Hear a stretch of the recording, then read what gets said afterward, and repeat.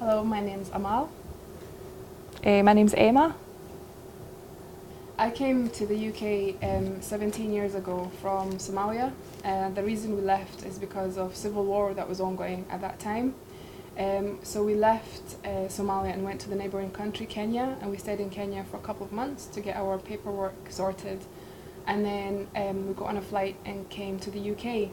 But we went to London first, and we lived in London for a year and a half, but we were living with other people at that time. So when my little sister was born, my mum had approached the Home Office to see if we could get our own place, and they said that they didn't house asylum seekers in London anymore. They would have to disperse us elsewhere. So we thought it'd be 5 minutes from London, 10 minutes from London, you know, not too far, but of course it was in Glasgow, and I had never heard of Glasgow before, so it was quite a shock. So from London, a huge coach came with lots of different families in this coach, and I felt like we did a tour of the UK that day because families are being dropped off at different cities, so like Liverpool, Manchester, Newcastle and so on, but my family were not getting off, and I thought, are we even on this list, you know? So my mum didn't speak any English at that time, so I went up to the driver and I said, "Excuse me sir, is my family on your list?" And he said, "Yes, you're on the list, but you're last." And I said, "Why are we last?" And he said, "It's because you're going to Glasgow." And then I said, "I'm sorry, what? What do you mean Glasgow?" And he's like, "You know, Glasgow in Scotland." And I was like, "No, I don't know Glasgow in Scotland."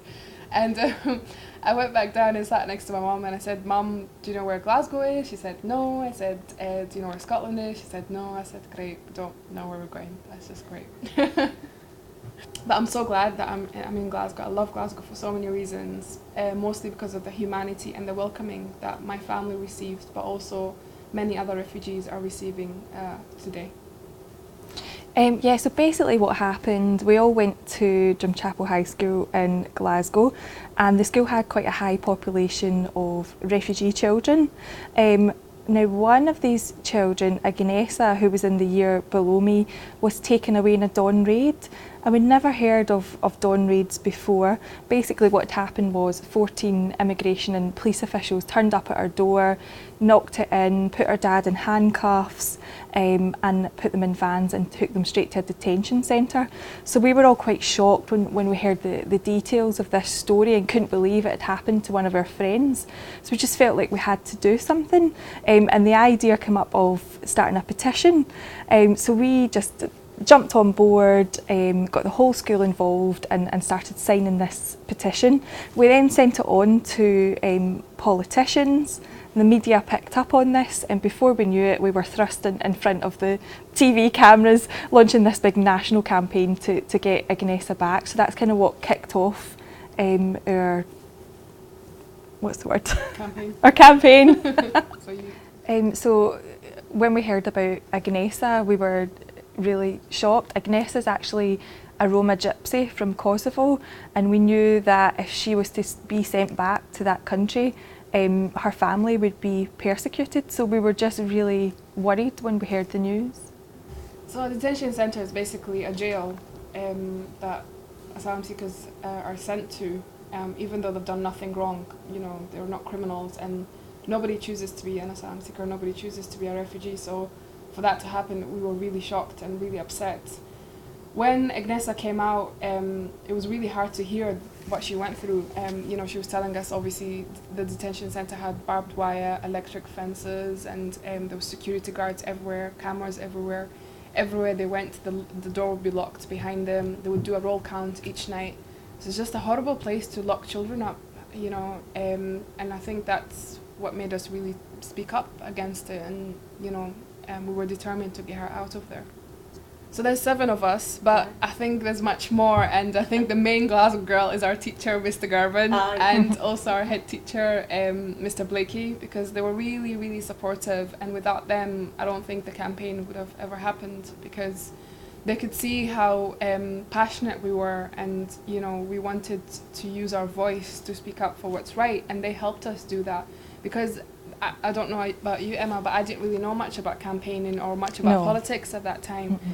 So they really guided us and protected us as well, because obviously we were 15 years old. Yeah, we were getting asked to speak at a lot of different events, and you know, politicians were kind of keen to get us on their side, and so they were really good at guiding us and helping us decide what events we wanted to speak to and what ones that we shouldn't really do. I often say like Mr. Girvin was a bit like our manager, psychologist, driver, agent, stylist. It was just a fantastic support at that time. We couldn't have done it without him. I think for me, what the main thing, I guess, was that we were able to use our voice to achieve positive change. And I think it's so important for young people to know that you know, if they're determined and passionate and they have the courage to speak up about something that they care about, they can make a difference.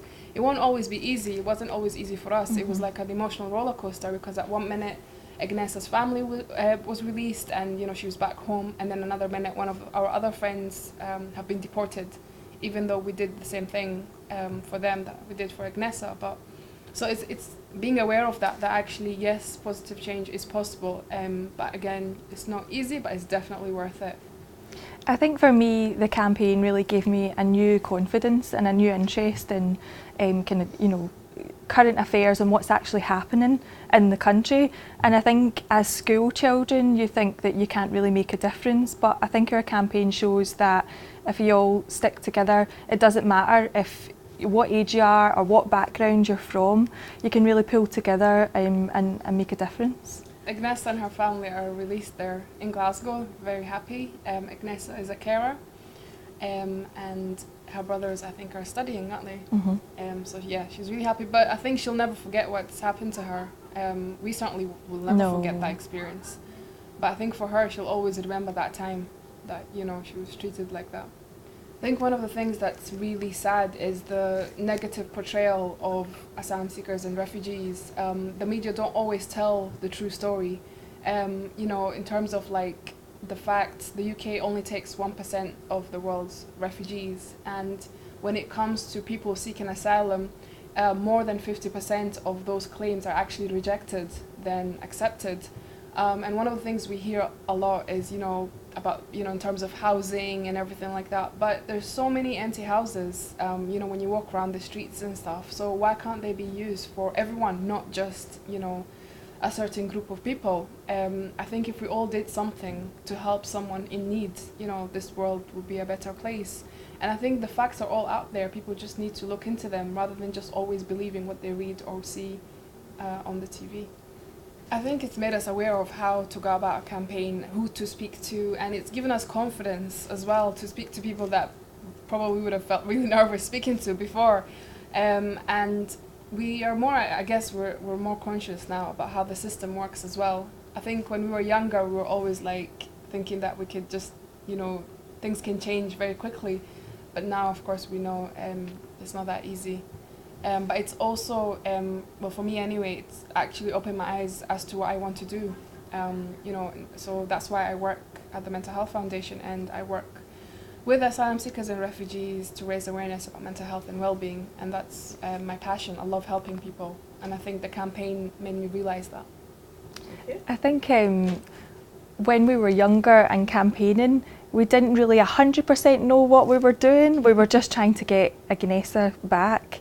And that's okay, you know, for any young people out there who want to make a change, you don't need to be an expert to be a campaigner. You just need to care about something and try and make a difference.